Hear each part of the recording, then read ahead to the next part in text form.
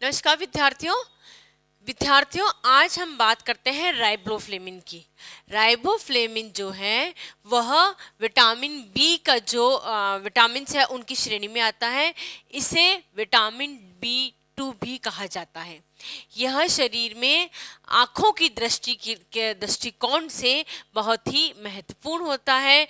यह 1879 में 79 में दूध में पाया गया था। ठीक है, 1879 में यह सर्वप्रथम दूध में देखा गया था। और दूध में क्या था बच्चों, ये पीले हरे रंग का एक पदार्थ पाया गया था। ठीक है, जब 1879 में देखा तो इसको दूध के अंदर सर्वप्रथम पीले हरे रंग का एक पदार्थ को पाया गया, जिसका नाम दिया गया फ्लेविन।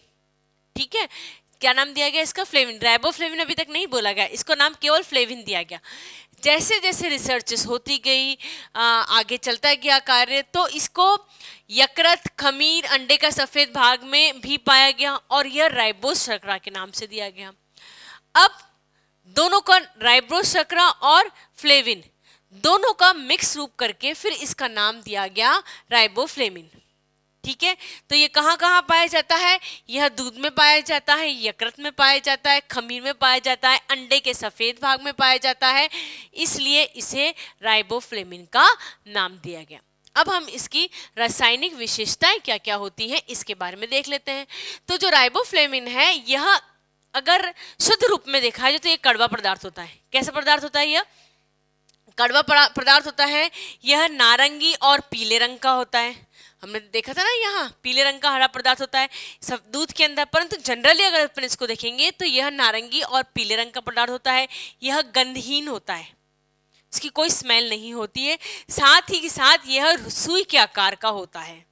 ठीक है, तो इसका हम ये कह सकते हैं कि कड़वा, नीले, नारंगी पीले रंग का, गंधहीन और सुई के आकार का पदार्थ, जिससे का नाम दिया गया था राइबोफ्लेविन। यह पानी में कम घुलनशील होता है, पूरी तरीके से नहीं घुलता है। अगर आप पानी में इसको डाल देंगे तो ये पूरी तरीके से यह घुलेगा नहीं, परंतु यह घुलने के बाद में जब हल्का घुल जाएगा तो ये पीले और हरे रंग का दिखाई देगा। कौन से रंग का दिखाई देगा? पीले और हरे रंग का पदार्थ दिखाई देगा। नेक्स्ट इसकी विशेषता रासायनिक ये है कि यह ताप, अम्ल और ऑक्सीकरण की क्रिया के प्रति स्थिर रहता है, यानी कि ताप का कोई प्रभाव नहीं होगा, अम्ल तनु हो या आपका लाइट को हो, किसी भी तरह का ये अम्ल हो, इस पे किसी तरह का प्रभाव नहीं पड़ेगा। और ऑक्सीकरण की क्रिया का भी इसके ऊपर कोई भी प्रभाव नहीं पड़ता। ऑक्सीजन के साथ जो क्रिया की जाती है उसे ऑक्सीकरण की क्रिया कहेंगे, तो इसके ऊपर ऑक्सीकरण की क्रिया का भी कोई भी प्रभाव नहीं पड़ता है। परंतु क्षारीय माध्यम से यदि क्षार के साथ में रिएक्ट किया जाए तब यह क्या होता है? इसका प्रभाव पड़ता है, ये अस्थिर होता है, ये क्षार के माध्यम से रिएक्ट कर जाता है। ठीक है, चाहे डाइल्यूटेड क्षार हो चाहे कंसंट्रेटेड क्षार हो, दोनों क्षार के अंदर यह रिएक्ट किया जाता है। और पराबैंगनी किरणें किस में पाई जाती है? सूर्य में, है ना। तो सूर्य की जो पराबैंगनी किरणें होती हैं इसके अंदर भी यह अस्थिर रहता है, अम्ल में स्थिर रहेगा, और जो क्षार होता है इसके अंदर यह अस्थिर रहता है। जब हम इसके कार्यों की बातें करते हैं, यह हमारे शारीरिक वृद्धि के लिए अत्यंत आवश्यक होता है। शारीरिक वृद्धि में क्या होता है बच्चों? कोशिकाओं का डिवीजन होता है। सिंपल सी बात है, हमारा शरीर किसके बना होता है? हमारा शरीर होता है वो कोशिकाओं का बना होता है, और कोशिकाओं में जो डिवीजन होता है, डिवाइड होती है कोशिकाएं, तब हमारी शारीरिक वृद्धि होती है। ठीक है, तो कोशिकाओं की वृद्धि के हेतु राइबोफ्लेविन अत्यंत महत्वपूर्ण भूमिका निभाता है। क्या होता है कोशिकाओं में? यह जो फ्लेविन मोनोन्यूक्लियोटाइड का निर्माण करता है। ठीक है, दो चीजों का निर्माण करता है। एक होता है फ्लेविन मोनोन्यूक्लियोटाइड्स का, जिसको हम सिंपल भाषा में FMN कहते हैं, या दूसरी जो चीज जिसका निर्माण करता है वो है फ्लेविन एडेनिन डाई न्यूक्लियोटाइड। ठीक है, FDP, flavin adenine di nucleotide FDP और FMN का निर्माण करता है। ये दो चीजें हैं जो कि फॉस्फोरिक साथ मिलकर निर्माण होती हैं। ये FMN और FDP जो है, यह एक कोएंजाइम की तरह हमारे शरीर के अंदर रिएक्ट करता है, जो ऑक्सीकरण की जितनी भी क्रियाएं होती है शरीर के अंदर, उसके अंदर यह रोल प्ले करती है। ठीक है, वापस समझा देते हैं हम आपको एक बार शॉर्ट फॉर्म में। जो राइबोफ्लेविन का मुख्य कार्य होता है वो शारीरिक वृद्धि में सहायक प्रदान करना। शारीरिक वृद्धि में जो कोशिकाओं को जो डिवीजन होता है उसमें ये मददगार होता है।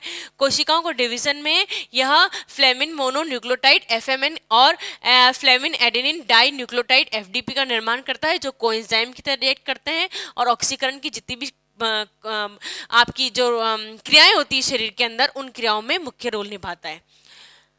अब चूंकि ऑक्सीकरण की क्रिया में रोल निभा रहा है, तो हम ये कह सकते हैं कि वसा, प्रोटीन और कार्बोहाइड्रेट के उपापचय हेतु भी यह एक अहम रोल निभाता है।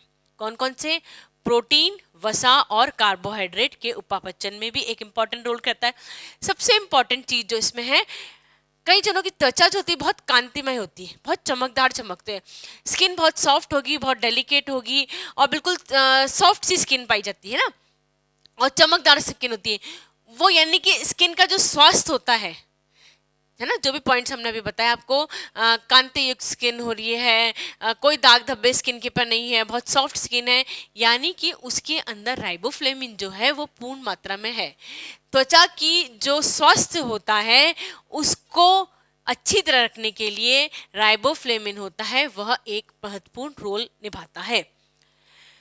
नेक्स्ट है जो हमने भी देखा, सबसे इंपॉर्टेंट रोल होता है दृष्टि का नाड़ी उद्दीपन हेतु। हमारा जो रेटिना है उससे हमें दिखाई देता है, उसकी जो नाड़ी का उद्दीपन करना होता है उस हेतु, है ना, उसको एक्टिवेट कराने के लिए, उसको मैनेज करने के लिए, उसको नियमित करने के लिए, उसको नियंत्रित करने के लिए किसका रोल होता है? राइबोफ्लेविन का रोल। यानी हम जो देख पा रहे होते हैं, हमारी जो रेटिना जो सही तरीके से चल रही होती है, उसको स्वस्थ रखने के लिए कौन प्ले करता है रोल? राइबोफ्लेविन रोल प्ले करता है। अब चूंकि हमने बात करी रेटिना की, नाड़ी उद्दीपन की, दृष्टि नाड़ी उद्दीपन की, तो हम किसकी बात कर रहे हैं? आंखों की, है ना, आंखों में ही होते हैं ये सब चीजें।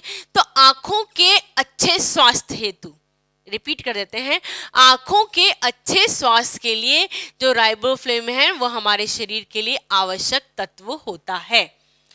हार्मोन्स को कुछ हद तक नियमित और नियंत्रित करने के लिए, हार्मोन्स ऐसे केमिकल्स होते हैं शरीर के अंदर जो हमारी विभिन्न प्रकार की क्रियाएं करते हैं और हमारे शरीर को सुचारू रूप से चलाने में मदद करते हैं। इन हार्मोन्स को नियमित और नियंत्रित करने के लिए भी जो राइबोफ्लेविन होता है वह एक अहम रोल प्ले करता है। यानी हमारे शरीर के अंदर बहुत सारे कार्य जो हैं वो कौन प्ले करता है? राइबोफ्लेविन प्ले करता है। अब इसकी कमी हो जाए सपोज, तो क्या क्या प्रॉब्लम्स आ सकती है शरीर के अंदर, इसके बारे में भी डिस्कस करते हैं। सबसे पहले तो होगा कि पाचन तंत्र है वह गड़बड़ा जाएगा। पाचन शक्ति, जितना भोजन पच जाना चाहिए उतना भोजन नहीं पचेगा, है ना, यानी पाचन तंत्र में किसी तरह की प्रॉब्लम्स हो जाएंगी। अब जब हमने आपको यह बताया कि यह त्वचा के स्वास्थ्य के लिए जिम्मेदार होता है, अगर त्वचा में या राइबोफ्लेविन उचित मात्रा में नहीं लगा तो जो फोड़े फुंसियां हो जाते हैं ना, यह फोड़े फुंसियां या त्वचा पे घाव हो जाते हैं, हल्का सा चोट लगने पे खिड़ जाता है, यह जो प्रॉब्लम्स आ जाती हैं यह किसके कारण से आती हैं? राइबोफ्लेविन की कमी के कारण से, क्योंकि यह आपकी जो त्वचा है इस त्वचा के स्वास्थ्य के लिए जिम्मेदार होता है। त्वचा नहीं होगी, स्वस्थ नहीं रहेगी तो उसका जो कांतिहीन त्वचा हो जाती है, त्वचा में जो दरारें पड़ जाती हैं, त्वचा का जो फट जाना होता है वह किसके कारण से होता है? राइबोफ्लेविन की कमी के कारण से होता है। बच्चों कई बार आपने देखो, स्पेशली जब छोटे बच्चे होते हैं उनके जो होठ के किनारे होते हैं ना वो फट जाते हैं, उनके अंदर घाव सा बन जाता है, लंबे समय तक फटते हैं तो वो उसके अंदर घाव सा बन जाता है। इस रोग को बोलते हैं सिरोसिस रोग, और इसका मुख्य कारण होता है विटामिन B2 की कमी या राइबोफ्लेविन की कमी कारण। इस रोग के पूर्ति के हेतु डॉक्टर विटामिन B कॉम्प्लेक्स की गोली दे दी जाती है ना।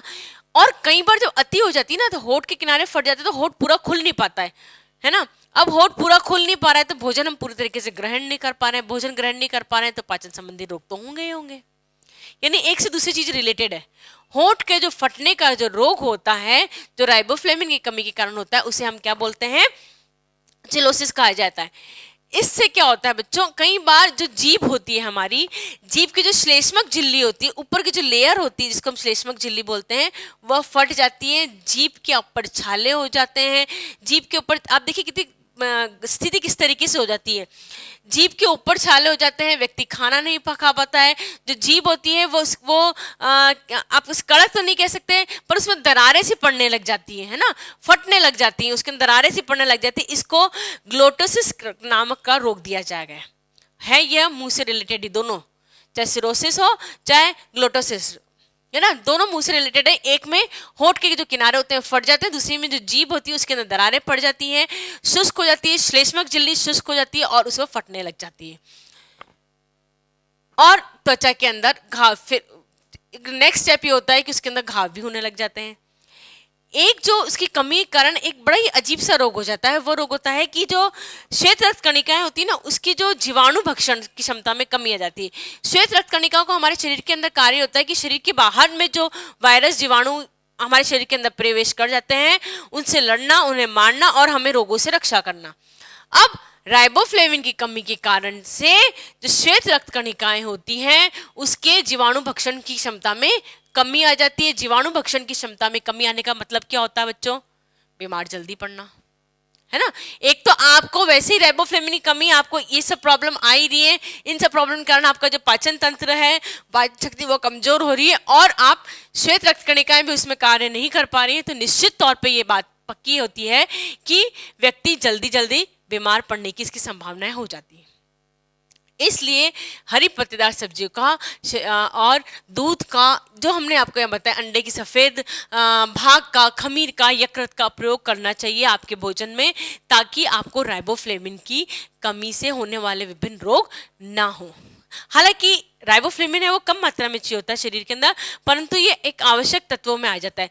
जितने भी बी कॉम्प्लेक्स के जो बी समूह के जो विटामिन होते हैं, यह हमारे शरीर के अंदर अल्प मात्रा में आवश्यकता होती है इनकी, परंतु ये हमारे शरीर के अंदर एक अहम रोल प्ले करते हैं और इसकी कमी से विभिन्न प्रकार के रोग हो सकते हैं, और इसको हम भोज्य सामग्री के द्वारा आसानी से दूर कर सकते हैं।